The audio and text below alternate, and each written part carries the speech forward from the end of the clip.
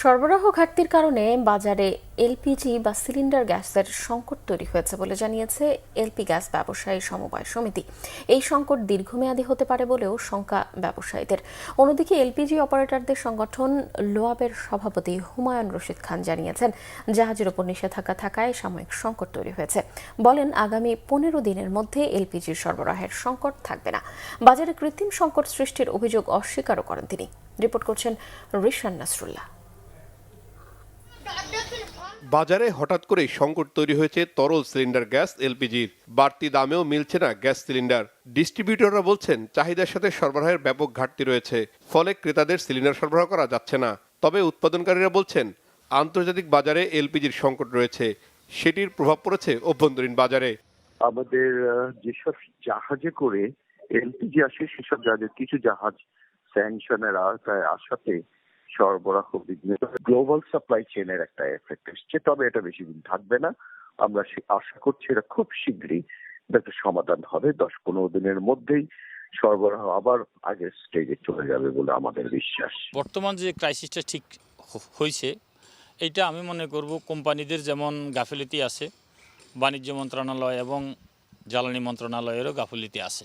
কারণ দেশে পর্যাপ্ত রিজার্ভ থাকা অবস্থায় প্রোডাক্ট আনা উচিত ছিল, তারা সেই কাজটা করে নাই।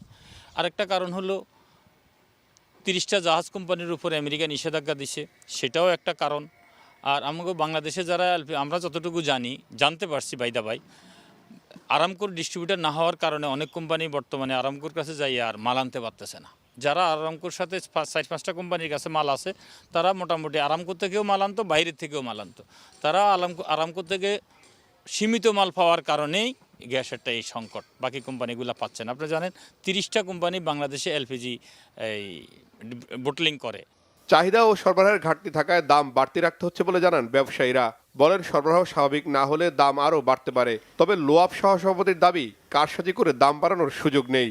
যারা বটলার অথরাইজড লাইসেন্সি, তাদের দাম বাড়ানোর কোনো স্কোপ নাই, কোনো অপরচুনিটিস নাই। এটা প্রি ডিটারমাইন্ড প্রাইসে পাবলিক হিয়ারিং এর মাধ্যমে বিআরসি এই প্রাইসটা নির্ধারণ করে থাকে এবং প্রত্যেকটা বটলার ওই একই প্রাইসে দিতে বাধ্য। প্রোডাক্ট না থাকার কারণে দামটা বাড়ছে, এক চাহিদা বেড়ে গেছে অতিরঞ্জিত।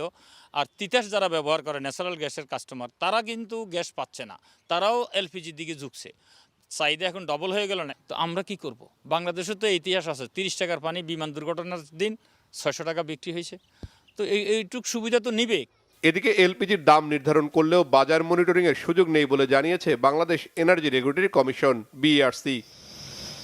রিশান নাসরুল্লাহ, বাংলাভিশন, ঢাকা।